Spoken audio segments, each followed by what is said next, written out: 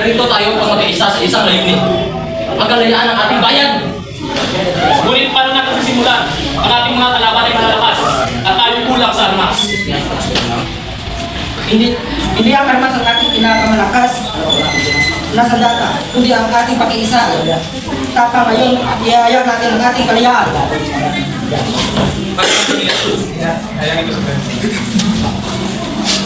Hinog na ang panahon, hindi na tayo alimin ng Espanya. Ito ang sagisag ng kanilang kapangyarihan, ang sidula.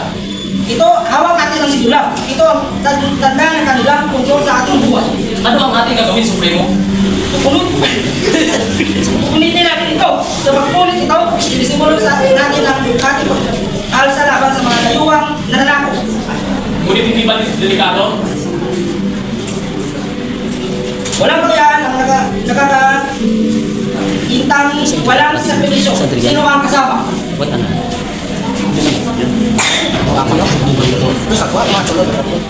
Ako, Supremo.